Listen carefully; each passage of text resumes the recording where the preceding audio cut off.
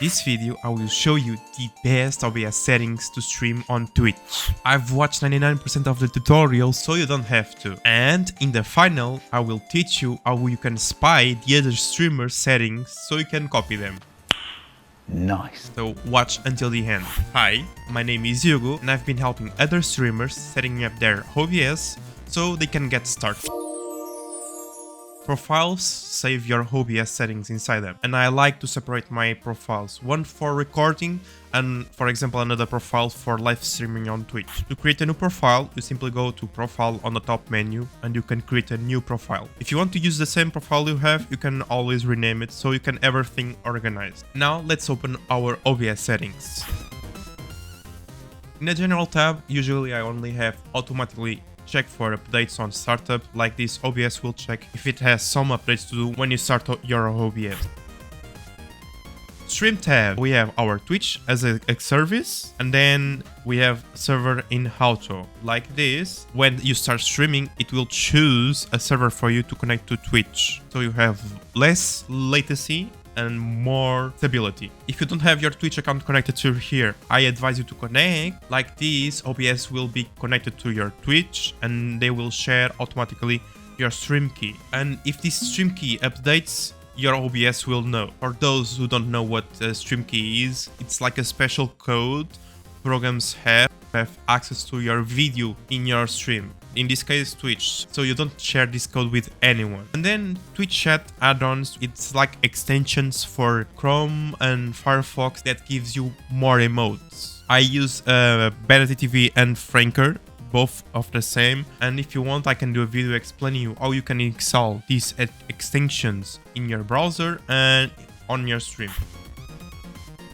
Now in our most important tab, Output tab. Output mode, I like to use advanced, so we have more options to work with, starting with streaming. Streaming settings, audio track and Twitch what track. Audio track, I let it in one, and if you want, I can do a video teaching how you can work with Twitch what track. Twitch what track is important for the ones who want to play like DMCA music with copyright on stream. If you enable this option, you can like separate your music audio from your normal audio. So like this, you and your viewers, you will see the stream with music, like the normal music. But then when you finish your stream, your VODs won't have the musics and your clips won't have any music. But for now, I will only use the audio track number 1. So the video stays short and sweet, but if you want, I can do a video teaching you how you can separate your music from your normal audio. Encoder, I like to use the NVIDIA NVENC H264 because I don't have the new one. I have a whole GPU. If you have a 2000, 3000, you must have like NVIDIA NVENC H264 new. Use the new encoder, not this one, okay? I only have this one and X264. If you have the new NVIDIA, use the new NVIDIA NVENC. Rescale output. We won't use in this video too. Rescale output is for the ones who want to like stream at one resolution and record time with a resolution. I can do a video how you can record and stream at the same time with this option. Now let's come to the most important settings. I will try to explain my best so you can understand how this works. CBR is constant bitrate. Bitrate, I like to use 6000. Twitch only allows you to stream with 6000. You can stream with more than 6000. If you want to stream on 1080p 60 FPS, 6000 isn't enough, but I will teach you later this video how you can stream with more than 6000, so you can stream on 1080p 60 FPS. But for now, let's use only 6000. Keyframes interval, Twitch recommends you use 0 seconds. Preset is not very important, but you can use or performance. You won't notice a difference in naked eye. It's like in the details you will see small differences between one and another. Profile, I'll use it high. Look ahead, I don't use it. The look ahead inserts like a little bit of latency and pushes a lot from your computer. Cycle visual tuning, this is very good if you stream high-paced games like Fortnite, Call of Duty. Games when you're streaming, you have a lot of movement, a lot of colors happening in your screen. I always like to use this setting so it stays sharper and cleaner. GPU, it's your GPU. It's very rare someone having more than one GPU, but if you have like 2 GPUs inside your computer, you can choose between them. So we have the 0, it's the first GPU, and then we have the 1, the 2, and the 3. If you are using a server, usually we only have 1 GPU, so it's the 0 position. Max bframes, it's 2. This is like bframes are very important. Twitch, YouTube, and Facebook always say you to use 2. Recording, I won't touch in this video because this video is focused on streaming, but I can do a video tutorial, like I said, teaching you how you can record and stream at the same time. Audio, I use max settings and everything, so audio, it's important you have a very good quality audio, so put 320 in everything. Replay buffer, it's like an NVIDIA shadow play, enables to cache you some. So if you have a very good clip, you do like a very good play, you can record from behind and do a little clip inside OBS.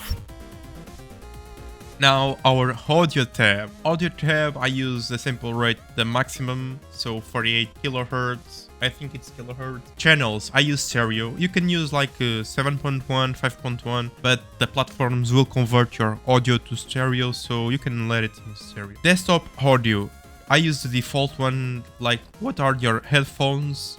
I have like HyperX audio, but on my Windows, so I let it default here. My microphone here, my mic auxiliary audio. You can choose your mic here. I have my Yeti chosen here.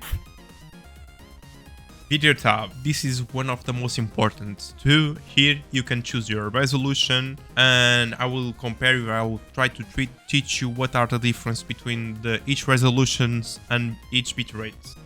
Which only allows you to stream with 6000 bitrate, and 6000 is not enough to stream 1080p 60 fps. Some games have high motion and 6000 isn't enough, so most of the streamers came with a special resolution, that is 936p. This is between 1080p and 720p. It's a very good resolution. It's a true 16:9 ratio that you can stream, and you can use the 6000 bitrate. This is a very good resolution. That's why usually we see a lot of streamers stream with this resolution. Base canvas, you choose like your monitor size. In this case I have a 1080p monitor, so it is 1920 by 1080, and then output, it's the resolution we want to use. So if you want to use 6000 bitrate, we can use this special resolution, 1664 and by 936 pixels. Downscale filter by cubic, sharpened scaling. If you want, you can use Lanxos, but Lanxos takes a lot from your performance and you won't see a difference in naked eye. And then common FPS values, I use 60 because I game a lot, and for gamers 60 is very important to have a flowy stream. If you are doing like a hard stream or a IRL stream, you can always use 30 FPS. What can you do to stream on 1080p 60 fps now? So you change your output resolution to 1920 by 1080. This is the resolution to stream on. I have a 1080p screen, so I don't need to switch the downscale filter because it's the same size. But if you have this option, use the sharpen, not the Lanxos. And then you come to your trim tab again and you choose this option, ignore streaming service. And like this, OBS will be allowed to stream with more than 6000 bitrate, because 6000 bitrate is not enough for 1080p 60 fps if you're playing high motion games. So you come to your output and then you can switch this bitrate to 8000, and with 8000 bitrate you can stream on 1080p 60 fps. Some streamers use, others don't, because Twitch allows you 6000. They think that's the ideal number, but if you enable on OBS, you can stream with 8000. The problem is people with slow internet speeds, they will see your stream buffering because they don't have like the internet to see your stream, and they will leave your stream. Big streamers, they have transcoding. What is transcoding? Transcoding is when you can choose a resolution, like a quality on the stream. In 2022, 2023, Twitch doesn't allow this to all the streamers, only the partner. They don't give you as guarantee to affiliates or not affiliate streamers. So if you don't have transcoding, your viewers can't resolution, their quality on your stream, and if your stream keeps buffering on their side, they will leave your stream. But this is happening less and less times because the technology is advancing, so people have faster speeds, and with these settings you can stream on 1080p 60 frames per second.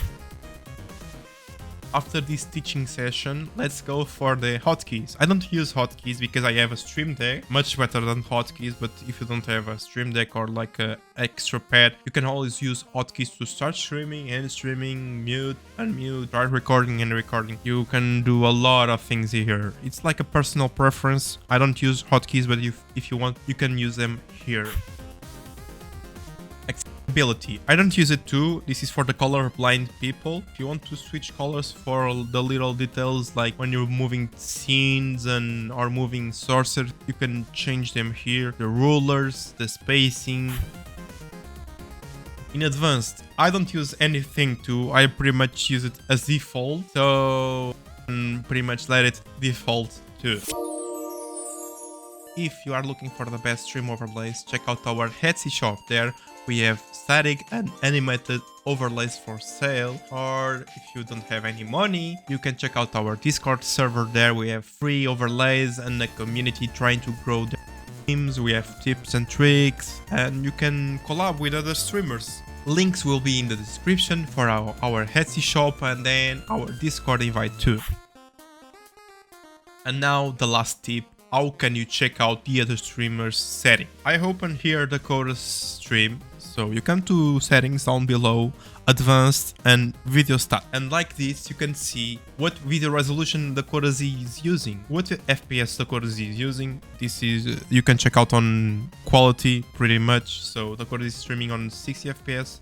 Skipped frames are the frames you are losing latency to broadcaster. The chorus is using normal latency. This means the chorus is using max quality, performance, or max performance. But the chorus is using these 4 presets. We don't know which one. It's not using low latency. You're asking what's the difference between low latency and just normal presets. As you see, between me and the chorus, we have a 7-second latency. I know low latency, you can go from 7 to 2 seconds latency. Some streamers like to have like instant shot, like really live with 2 seconds delay, but it's like 5 seconds a thing. You should ask to yourself, like it's 5 more seconds latency really important to you, because this is like 5 more seconds your OBS and your Twitch server have to encode your stream. And then as we see, the chorus is using 6000 bitrate.